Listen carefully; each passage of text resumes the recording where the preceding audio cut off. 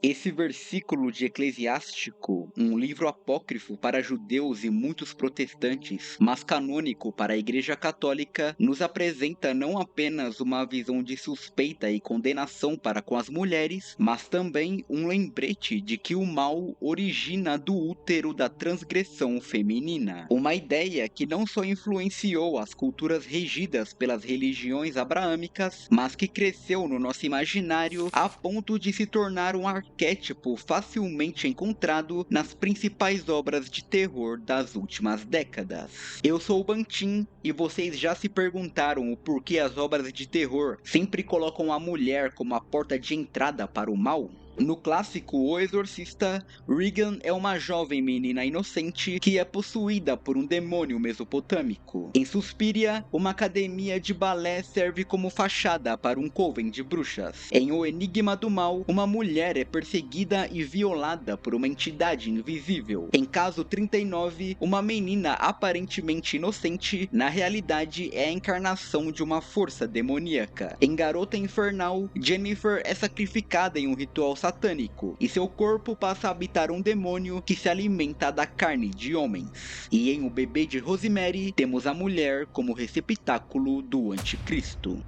Todas essas obras e aquelas que surgiram depois através de suas influências repetem um padrão que já se tornou um clichê quando o assunto são histórias envolvendo forças demoníacas ou questões religiosas profundas. Mulheres e meninas sempre são as responsáveis por manifestar ou atrair o mal para o nosso mundo. Mas esse padrão é quebrado sempre que chegamos no ápice da maldade, representado na persona do anticristo, personagem que é o protagonista do icônico filme A Profecia, uma adaptação do livro de David Zeltzer, que retrata a infância do filho do diabo. Mas e se eu te disser que faz muito mais sentido o anticristo ser uma mulher do que um homem? E não só isso, mas que existe uma banda cujas músicas colocam a mulher como a origem do mal, e a elevam a um aspecto divino para ser idolatrada acima de Deus e até mesmo do diabo.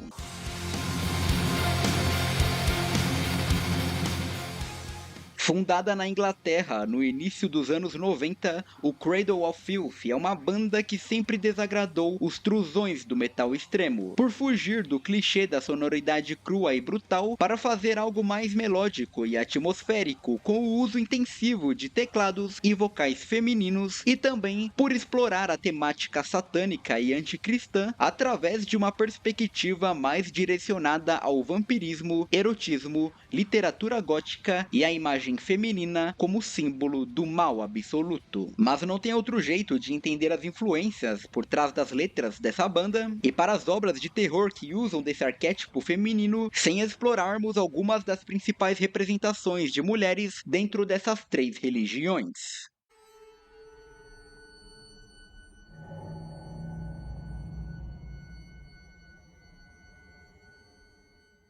O filme A Bruxa, de Robert Eggers, possui camadas que vão muito além da bagagem histórica e folclórica presente em seu roteiro. Ele é também um estudo da submissão e emancipação feminina, caracterizada na jornada de Thomasin, de se afastar do ideal de mulher representado por Eva e se aproximar do arquétipo de mulher livre e transgressora representado por Lilith. Thomasin só enxerga em seu futuro um destino igual ao da sua mãe, já que assim como toda mulher de seu tempo, ela carrega a punição de Eva. This me, our daughter, hath begat the sign of her womanhood. Jonas? She's old enough. She must leave to serve another family. I'll to the village with the horse and Thomasin tomorrow. The children's or the whitings, they can make use of her.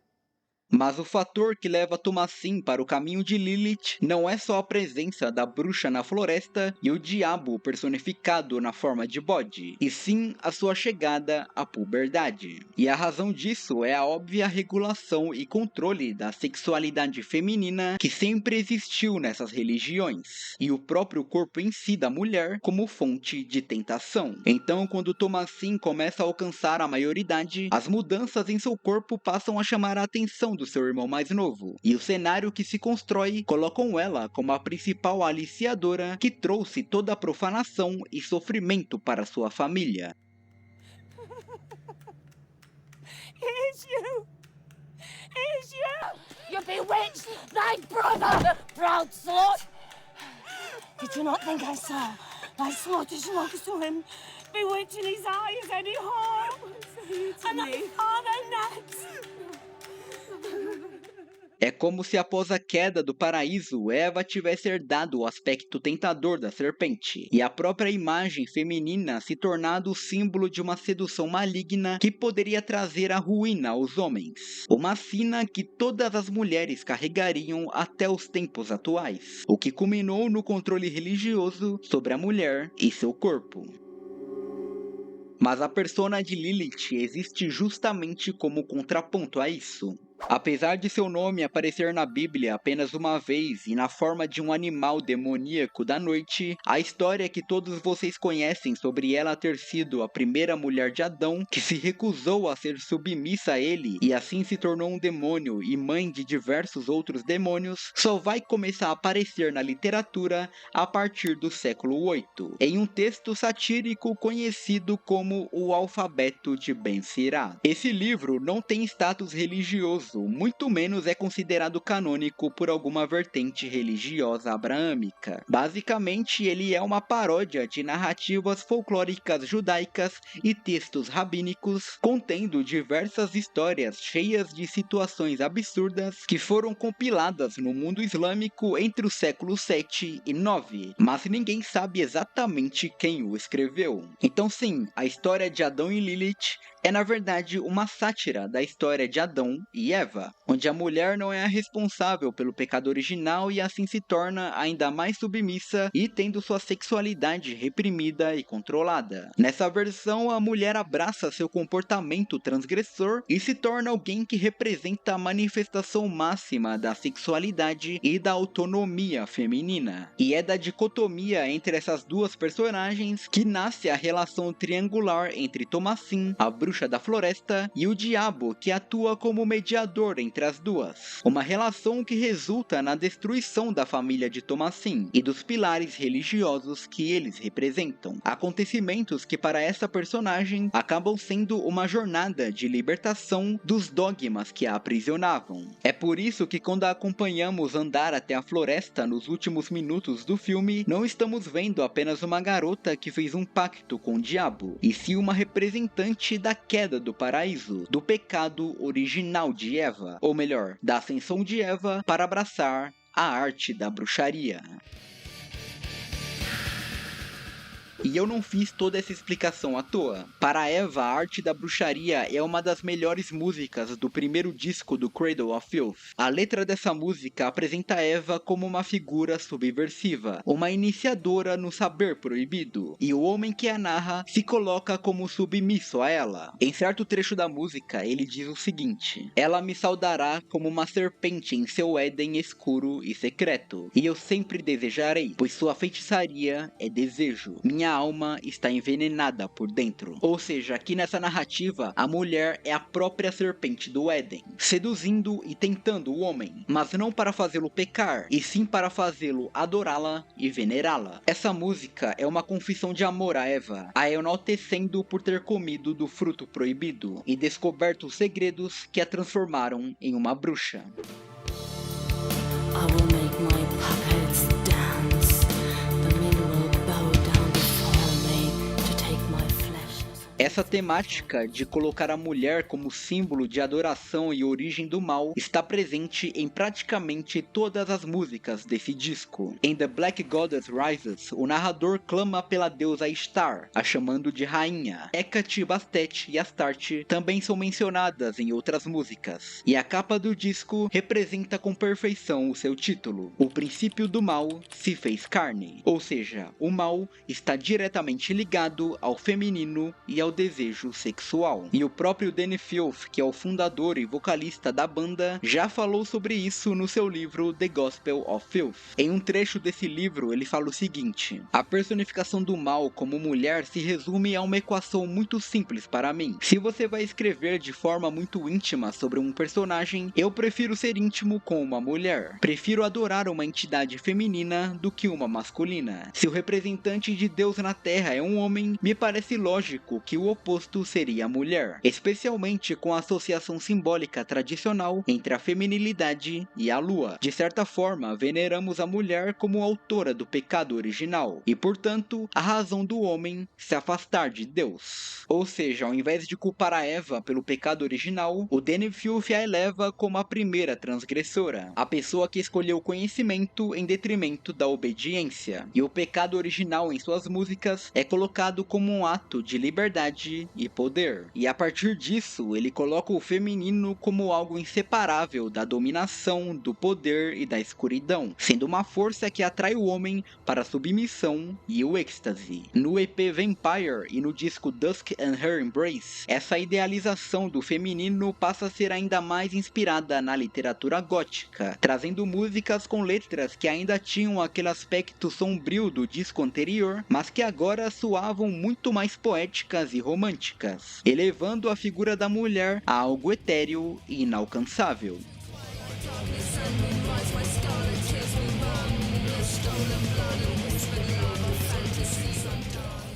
Na música Nocturnal Supremacy, ele coloca a mulher como algo acima do alcance divino ao dizer: ela dorme além da graça de Deus, uma beleza sonhadora. Se desejos pudessem desfiar aquele laço, os mortos cantariam para mim. Já em A Gothic Romance, a mulher é colocada como uma feiticeira sedutora, que encanta e engana os homens para seus próprios caprichos. Perolada lua, que feitiço tu jogastes em mim? Seu beijo gelado ferveu meu pescoço, como ondas murmurantes na praia de Aqueron, em um remoinho de vozes doces e estátuas que ilusionou as árvores mortais. Mas o foco mesmo dessas primeiras obras do Cradle é a relação da sexualidade feminina com o vampirismo. Só que eu já fiz um vídeo sobre isso muito tempo atrás aqui no canal, onde eu explico como a repressão da sexualidade feminina acabou influenciando diretamente todas as obras sobre vampiros que nós conhecemos, desde Carmilla até Entrevista com o Vampiro e o remake de Nosferatu feito pelo Robert Eggers. Então vocês podem ir assistir esse vídeo depois que terminarem esse aqui, porque a questão aqui é que tanto Cradle quanto Robert Eggers no filme A Bruxa colocam essa rebelião contra os dogmas das religiões abraâmicas como um ato de libertação. E isso se destaca do todo, porque o que vemos na maioria das obras que colocam mulheres como ponto de contato com o oculto é que essa relação é sempre representada como uma maldição, uma fraqueza de espírito e um tormento para essas personagens. Mas até mesmo algumas dessas representações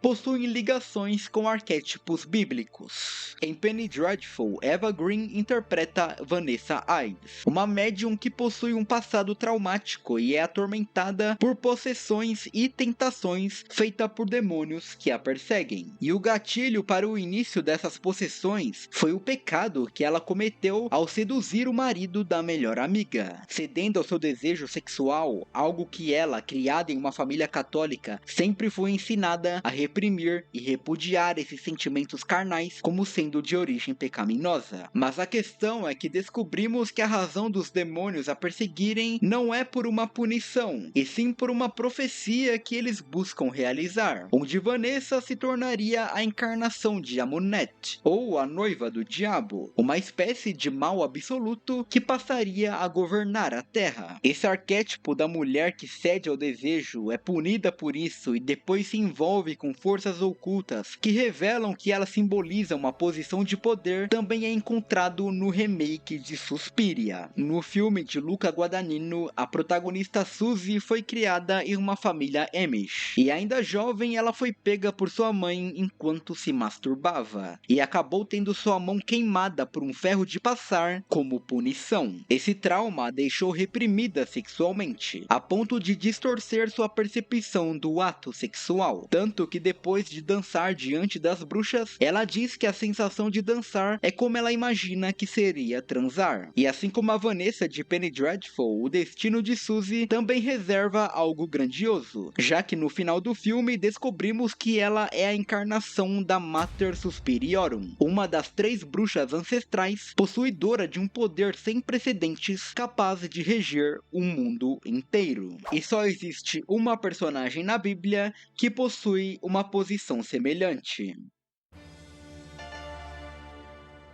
A prostituta da Babilônia carrega uma das imagens mais poderosas e icônicas de todo o panteão bíblico. Ela representa uma autoridade luxuriosa, uma soberania corrupta que visa espalhar os luxos e as perversões mundanas através da atração irresistível da sua tirania política e espiritual. E sempre que eu paro para pensar nessa personagem, a primeira coisa que vem na minha cabeça é a Jadis, a feiticeira branca das Crônicas de Nárnia, e a Melisandre, de Game of Thrones. Bom, o universo das Crônicas de Nárnia é inteiramente concebido com base no cristianismo, então não é de se surpreender que existam várias alegorias bíblicas em cada um daqueles personagens. Mas a Jadis é fascinante porque é a única personagem da obra, pelo menos pelo que eu me recordo, que possui um aspecto de malícia libidinosa no seu jeito de ser. E isso fica claro desde o momento em que ela é liberta no mundo de Charn, no livro O Sobrinho do Mago, e seduz o tio André para trabalhar para ela.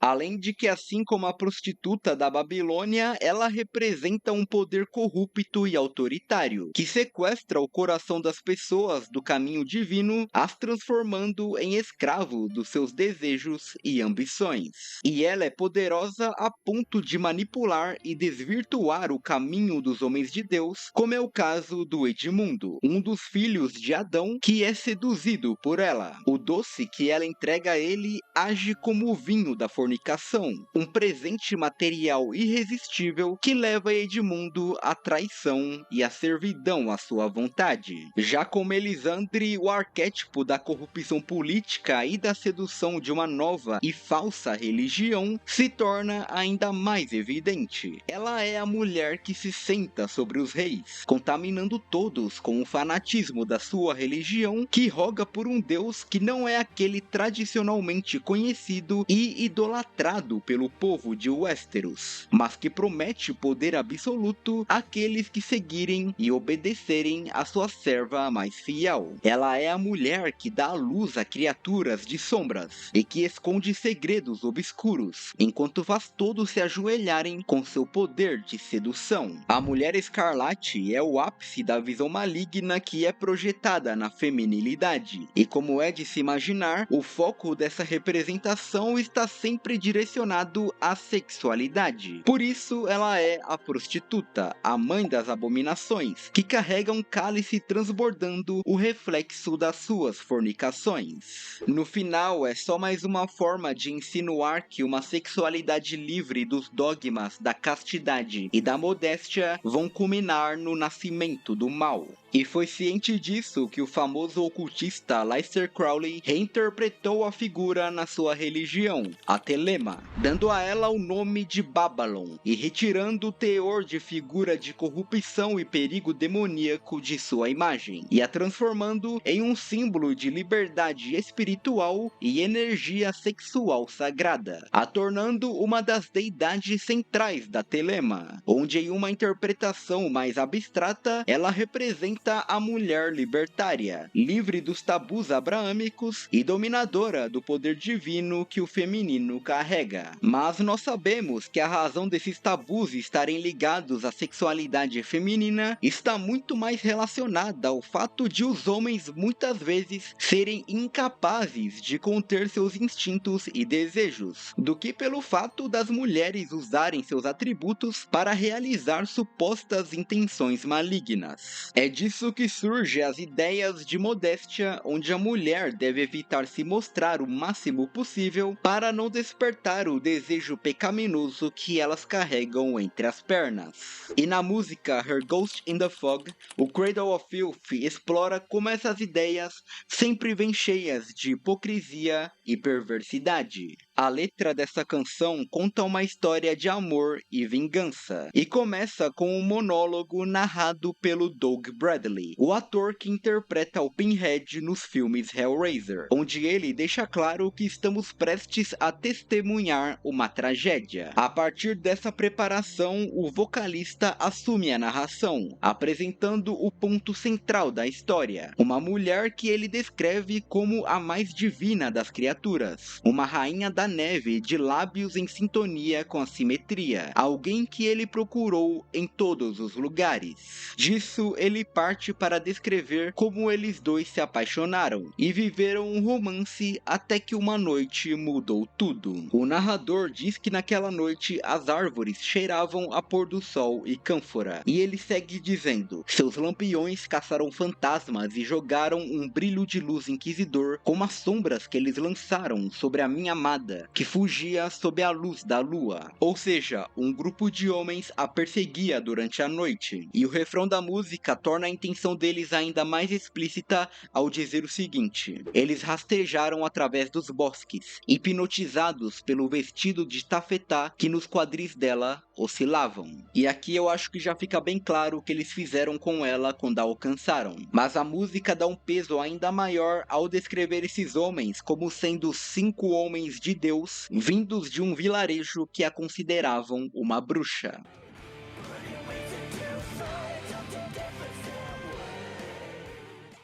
E como o foco da música na sua primeira parte é a descrição da beleza dessa mulher como algo divino, fica claro todo o contexto por trás dessa acusação que ela sofre. Então estamos falando aqui de uma situação onde apenas por essa mulher ter uma beleza tão única e etérea, ela foi considerada uma bruxa. E enquanto os inquisidores a perseguiam, eles estavam excitados pela imagem dos quadris dela enquanto ela corria. Ou seja, ela é considerada uma bruxa simplesmente por ser uma mulher muito atraente. Esse era o seu pecado e a prova da sua relação com o diabo. E esses homens de Deus, comprovando que a condenação deles é por serem incapazes de lidarem com seus desejos, acabam a violando antes de matá-la. Mas é como eu disse, essa é uma história de vingança. Então o narrador e amante da falecida a encontra na manhã seguinte e vê que ao lado do seu corpo está a chave da torre da igreja, o que lhe dá uma pista de quem foram os culpados, que no final da história são presos dentro da igreja e são incendiados pelo narrador.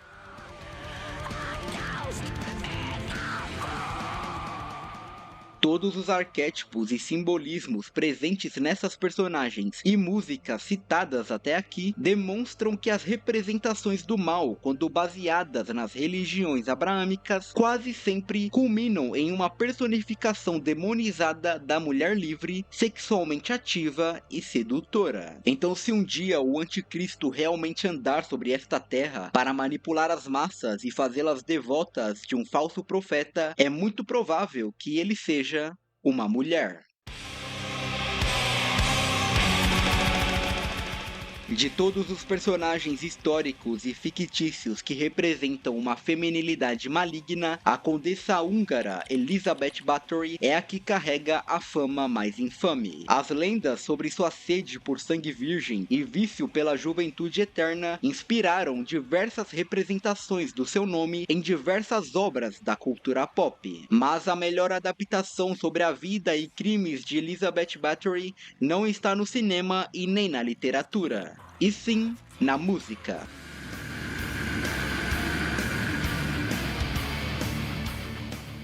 Em 1998, o Cradle of Filth lançou o seu terceiro disco de estúdio intitulado Cruelty and the Beast, um trocadilho com o conto de fadas Beauty and the Beast, ou A Bela e a Fera, como é conhecido no nosso idioma. E este seria um álbum conceitual sobre a história de Elizabeth Bathory, contando com a narração da atriz Ingrid Pitt, que já havia interpretado a Condessa anteriormente no filme de 1971, Condessa Drácula. Mas a intenção desse disco não era apenas servir como uma coletânea de acontecimentos históricos, e sim construir uma narrativa linear, misturando fatos históricos, lendas medievais e elementos de horror e fantasia que colocariam Elizabeth Bathory como o próprio mal encarnado na Terra. A primeira parte da música abre descrevendo o nascimento dela como sendo uma praga gerada de forma devassa em uma noite auspiciosa, já deixando explícito que sua presença na Terra vinha carregada por um propósito maligno. Nas fases de sua juventude, a música já destaca sua crueldade e sadismo, além de explorar sua relação conturbada com as regras puritanas do cristianismo nas quais ela foi criada, onde ela chega ao ponto de ter relações com um padre. Mas o seu destino é escrito quando ela foge do castelo para se encontrar com uma feiticeira que ensina a ela segredos obscuros que terminariam o serviço de afastá-la do caminho de Deus. Após esse acontecimento, Elizabeth se rende por completo ao seu ímpeto maligno e passa a visar o sangue das virgens para preservar a sua juventude.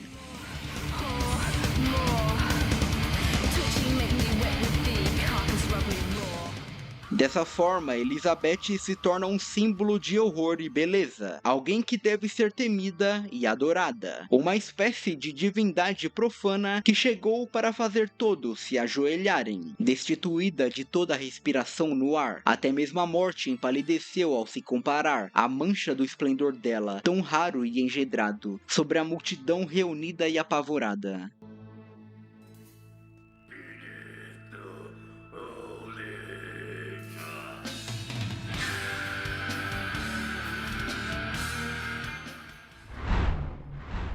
Mas após um baile, enquanto cavalgava com seu futuro marido, o conde Ferenc Nadasdy, ela debochou da aparência de uma idosa que a avistou na rua. O que ela não esperava é que a velha respondesse dizendo: "Essa garota que repreende logo estará atormentada com a mesma idade que eu." E mesmo executando a idosa como punição, Elizabeth não conseguiu se livrar do tormento que aquelas palavras causaram. Então ela retornou para o covil da feiticeira, em busca de uma forma de evitar que as palavras daquela velha se tornassem realidade algum dia. Então o ritual começou. Encantos foram sussurrados e abominações foram praticadas para invocar aquele dotado do poder de conceber os desejos dela. Mas Elizabeth era traiçoeira, e quando o demônio emergiu das chamas, ela disse a ele: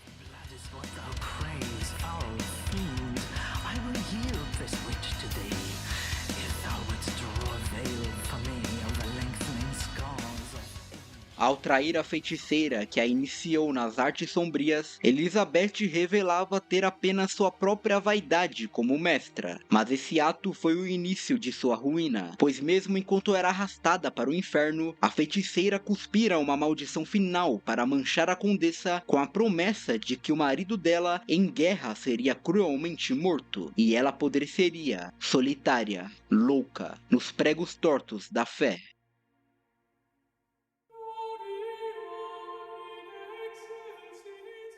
Cruelty and the Beast é uma aula de como contar uma história através da música. Uma autêntica obra de terror carregada por uma atmosfera densa e perversa, com letras tão bem escritas e detalhadas que dariam inveja a alguns autores de terror. Se ao menos eu pudesse ter chorado em luto ao lado dela, eu a teria abraçado com força, como a tempestade praiana de Afrodite afogada nas ondas quiterianas. Você não acha uma letra desse nível em qualquer estilo musical. As músicas do Cradle of Filth são verdadeiras poesias sombrias, textos recheados de paixão e complexas formas de linguagem, que exigem um certo esforço do ouvinte para conseguir compreendê-los por completo. Isso sem contar as influências da banda, que vão desde a literatura até o cinema. Tanto que a primeira música do álbum mais recente deles se chama To Live Deliciously, que é uma frase dita pelo Black Phillip no filme A Bruxa, quando Thomasin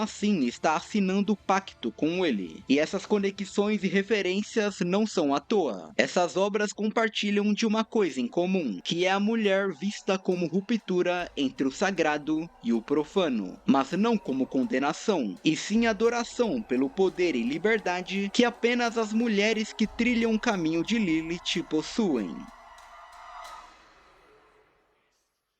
Se você gostou desse vídeo, deixa seu like, compartilha com os amigos, deixa sua opinião aí nos comentários e, é claro, se inscreve no canal. Aproveita também e assista esses 2 vídeos que estão aparecendo aí na tela para vocês, que se conectam diretamente com o tema desse vídeo que vocês acabaram de assistir. Então é isso, um beijo, um abraço pessoal e até a próxima!